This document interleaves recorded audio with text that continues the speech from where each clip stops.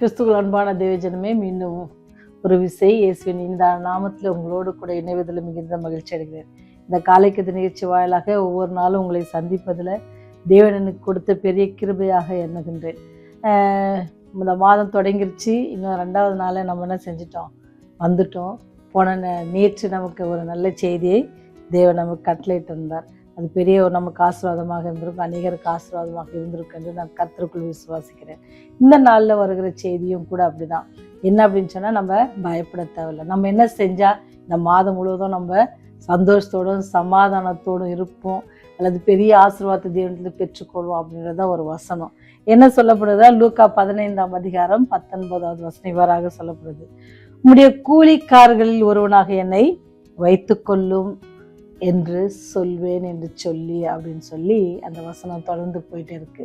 இதுவும் எல்லாருக்கும் ஒரு தெரிந்த கதை தான். ஏன் அப்படி சொல்கிறேன் அப்படின்னு சொன்னால், ஒரு புதிய மாதம் வரும்பொழுது நம்முடைய நிலைமைகள் அல்லது யோசனைகள்லாம் வேறு வேறு விதமாக இருக்கும். ஐயோ, போன மாதத்தை காட்டில் இந்த மாதம் எப்படி இருக்குமோ, இல்லை நம்ம கையில் இருக்கிற காரியங்கள் நமக்கு போதுமானதாக இருக்குமா, அல்லது இந்த காரியத்தை செஞ்சு முடிப்போமா, அப்படிலாம் நிறைய யோசனைகள் இருக்குல்ல. ஆனால் ஆண்டவர் இன்னைக்கு நமக்கு இந்த ஓமையின் மூலமாக சொல்லி கொடுக்குற பாடம் என்ன அப்படின்னு சொன்னால், நீங்கள் பார்த்தீங்கன்னா பவுல் தீமோத்தேயுவுக்கு எழுதும் பொழுது சொல்லுவார். ஒரு வசனம் அழகாக இருக்கும். 2 தீமோத்தேயு 3:12 ரொம்ப அழகாக சொல்லியிருப்பார்: அன்றியும் கிறிஸ்து இயேசுவுக்குள் தேவ பக்தியாய் நடக்க மனதாய் இருக்கிற யாவரும் துன்பப்படுவார்கள். இந்த வசனத்தை கேட்டால் யாராச்சும் ஆண்டவரை பின்பற்றுவீங்களா? ஆனாலும் ஆண்டவர் நமக்கு பெரிய ஸ்லாக்கியத்தையும் பெரிய பாக்கியமான நம்பிக்கையை நமக்கு கொடுத்துருக்குறாங்க. பயபக்தியாக நம்ம ஆண்டவருக்கு நம்ம ஒப்பு கொடுப்போம் அப்படின்னு சொன்னால், துன்பம் வந்தாலும் என்ன செய்வாங்களாம், ஆண்டவர் நமக்கு முன்பதாக சென்று காரியங்களை வாய்க்க செய்வாங்க. இந்த வசனம் நம்ம ஆரம்பத்தில் ஒரு வசனம்னா, கூலிக்காரர்கள் ஒருவரை நினச்சிக்கங்க அப்படின்னு சொல்லி. ஒருவேளை அன்றைக்கு தன்னை கையிலிருந்த எல்லா பணமும் செலவழிஞ்சிருச்சு, ஒன்றுமே இல்லை, பன்றிக்கு கொடுக்குற அந்த தவிட கூட உரிமையை எடுத்து சாப்பிட முடியாத அளவுக்கு அங்கே என்ன செஞ்சது, ஓனரால் நம்ம விரட்டப்பட்ட அந்த கெட்டகுமாரன் நினச்ச ஒரு காரியம்தான்.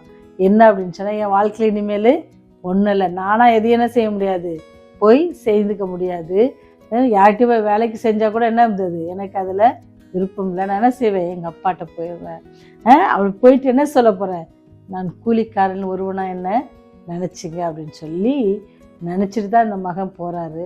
நான் எடுத்துக்கொண்ட எல்லா காரியத்தையும் என்ன செஞ்சுட்டாங்க, ஆண்டவருக்கு எப்படி அவங்க அப்பாக்கிட்ட இருந்து எல்லாத்தையும் வாங்கிட்டு போய் செலவழிச்சிட்டு திருப்பி வரும்பொழுது, நான் போய் என்ன செய்வேன், அவர்கிட்ட கூலிக்காரனா நினச்சிக்குவேன் சொல்லுங்க அப்படின்னு சொல்லும் பொழுது, அப்படி மகன் நினைச்சு அப்படி வரும் பொழுது தந்தை எப்படின்னா 2 கரத்தையும் நீட்டி அவரை அரவணைத்து கொண்டு அவருக்கு உடனே என்ன செய்கிறாரு, வேலைக்காரர்களை அழைத்து அவனுக்கு நல்ல ஆடையை கொடுங்க, நல்ல பாதரட்சை கொடுங்க, அவன் கைக்கு என்ன செய்யுங்க, மோதிரத்தை போடுங்க, எல்லாமே செய்வாங்க, விருந்து அவனுக்காக ஆயத்தப்படுத்துங்க அப்படின்ட்டு சொல்லுவார். எப்பேற்பட்ட காரியம், எப்பேற்பட்ட ஒரு அன்பான தகப்பன். அந்த தகப்பனை காட்டிலும் மேலான தகப்பன் உங்களுக்காக எனக்காக இருக்கிறார். அவர் என்ன செய்வார், நம்ம செய்ய வேண்டிய காரியம் என்னன்னு சொன்னால், ஆண்டவர்கிட்ட நம்ம போனோம். எப்படி அந்த கெட்டுக்குமார் அந்த தகப்பன்கிட்ட போய் சொன்னாரோ, என்னை ஒரு கூலிக்காரனாக நீங்கள் வச்சுக்கங்க, உங்கள் மகன் என்பதற்கு நான் தகுதியற்றவன், ஏன்னு சொன்னால் நான் உமக்கும் பரத்துக்கு விரோதமாக பாவம் செய்தேன் அப்படின்னு சொன்னேன். அப்போ சொன்ன உடனே தான் என்ன தந்தை அவனுக்கு எல்லாத்தையும் என்ன செஞ்சாங்க, மாற்றி அமைத்து கொடுத்தாங்க, பெரிய விருந்து வைக்க சொன்னாங்க. அதே போல தான் ஆண்டவர்.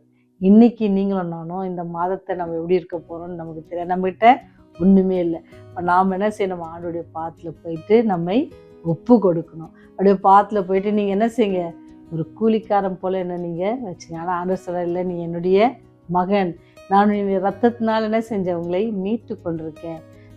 எப்படி இந்த உலக தகப்பன் அப்படி யோசிக்கிறாங்களோ, பெரிய உடனே அவருடைய ஆடைகளை மாற்றி அவருக்கு பாதரட்சிகளை கொடுத்து உயர்வான அந்த மோதிரத்தை அவருக்கு கொடுத்து எல்லாத்தையும் கொடுக்குறாங்களோ, அதே போல் நீங்களும் நானும் ஆண்டவருடைய பாத்தில் போயிட்டு நம்முடைய பாவத்தை அறிக்கையிட்டோம் அப்படின்னு சொன்னால், அவர் என்ன செய்வார், நமக்கு நம்முடைய எல்லா காரியத்தையும் அவர் மாற்றிக்கொடு. ஒருவேளை அந்த மகன் வரும்போது அழுக்கான ஆடையோடு தான் வந்திருக்கணும்ல, எடுத்து போன காரியங்கள்லாம் செலவழிச்சு. அதே போல் நம்மளும் இந்த மாதம் எப்படி இருக்குன்னு தெரியாது, அப்படியே பாத்தில் போய் நம்ம ஒப்பு கொடுப்போன்னு சொன்னால், அவர் நமக்கு எப்படி தருவார், நல்ல நேர்த்தியான ஒரு ஆடையே தருவார்.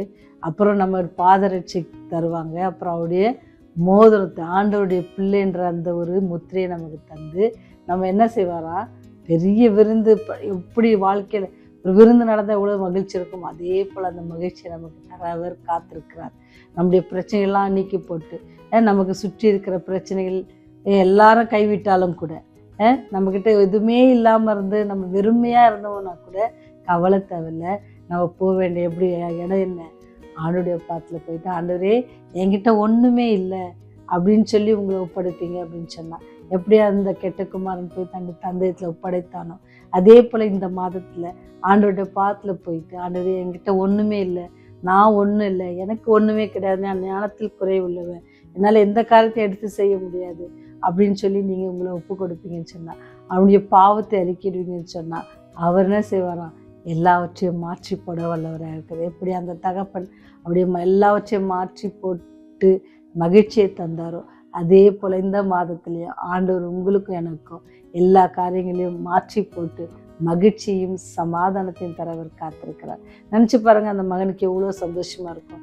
நம்ம தப்பு பண்ணிட்டோம், ஆனாலும் நம்ம அப்பா இவ்வளோ நேசிக்கிறாங்களேன்னு சொல்லி அவர் எவ்வளோ சந்தோஷப்பட்டிருப்பாங்கன்னு நினச்சி பாருங்கள். அதே சந்தோஷம் உங்களுக்கு வேணும்னுச்சுன்னா நீங்களும் நம்முடைய தகப்பன்கிட்ட போய், இந்த மாதத்தில் ஆண்டவர் என்கிட்ட ஒன்றும் இல்லை, நீங்கள் தான் என்ன எல்லாத்தையும் பார்த்துக்கணும் அப்படின்னு சொல்லி நீங்கள் என்னை எப்படியாவது என்ன செய்யுங்க, வழி நடத்துங்கன்னு சொல்லி அப்படியே பாத்தில் நீங்கள் விழுவீங்கன்னு சொன்னால், அப்படியே பாவரிக்கை செய்வீங்கன்னு சொன்னால், அவர் என்ன செய்வார், உடைய காரியங்கள் எல்லாவற்றையும் என்ன செய்வார், நீக்கி போட்டு உங்களை மன்னித்து என்ன செய்வாராம், சகல ஆசீர்வாதத்தினாலும் சகல சமாதானத்திலும் நடத்த அவர் வல்லவராக இருக்கிறார்.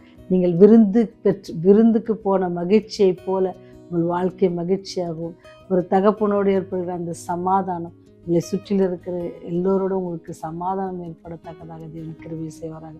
தொடர்ந்து அவருடைய பாதத்தில் நம்ம என்ன செய்யணுமா, அவரை நோக்கி நம்ம என்ன செய்யணும், எழுந்து போகணும். ஆண்டவரை நோக்கி நம்ம போகணும். அவர் வருவார்னு எதிர்பார்க்குறத நம்ம என்ன செய்யணும், அவர் ஏற்கனவே நம்மள்கிட்ட வந்து நம்ம மீட்டு கொண்டிருக்கிறார். திருப்பி நாம் தான் என்ன செய்யணும், அவர்கிட்ட போய் நம்ம ஒப்பு கொடுத்து தேவ ஆசீர்வாதத்தை பெற்றுக்கொள்வோமா. ஜெபம் செய்வோம். பரலோகத்தில் வாசமாக இருந்து பூமியின் மண்மக்களை கண்ணோக்கி பார்க்கறதான பரலோக தந்தையே, இந்த நாளிலும் கூட ஆண்டவரே நீர் செய்த சகல நன்மைகளை நினைத்து நன்றியோடு துதிக்கிறோம். இரவில் நல்ல நித்திரைக்காகவும் ஆண்டவரே இன்னொரு நாளை காணும்படி செய்த கிருபைக்காக உமக்கு நன்றி செலுத்துகிறோம் தகப்பனே. இந்த நாள் முழுவதும் ஆண்டவரே நீர் எங்கள் மேல் காட்டின இந்த அன்பை நினைத்து, நீர் எங்கள் மேல் காட்டின கிருபையை நினைத்து ஆண்டவரே நாங்கள் ஜீவிக்க எங்களுக்கு உதவி செய்யுங்க சாமி. ஆண்டவரே இந்த புதிய மாதத்தில் கூட 2வது நாளையும் கரத்தில் ஒப்பு கொடுக்குறோம் சாமி. இந்த மாதம் நெடுகளும் ஆண்டவரே கரத்தில் ஒப்பு கொடுக்குறோம். எங்கிட்ட ஒன்றுமே இல்லை தகப்பனே, நீரே பொறுப்பேற்றுக்கொள்ளுங்க. எங்கிட்ட இருக்கிற எல்லா காரியத்தையும் சிறிதாக இருப்பின் அதை நீங்கள் ஆண்டவரை ஆசீர்வதித்து அதை நீங்களுக்கு ஆண்டவரை விருத்தி அடை செய்ய கிருபை செய்யுமாறு கெஞ்சுமா நடுகிற சாமி. பிள்ளைகள் இது நோக்கி இருக்கிற காரியங்கள் எல்லாவற்றுடைய கரம் இருந்து அவளை ஆசீர்வதித்து ஆண்டவர்கள் நிறைவேற்றி தர வேண்டுமா கெஞ்சுமா நடுகிறோம் சாமி.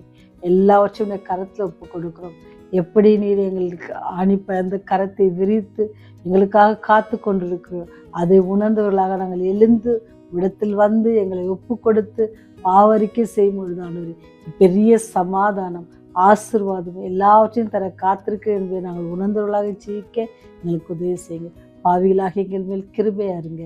ராஜ்யம் வரும்போது நினைத்தள்ள வேண்டுமாய் இயேசுவின் வழியாய் ஜெபிக்கிறோம் ஜீவனுள்ள நல்ல தகப்பனே. ஆமென், ஆமென்.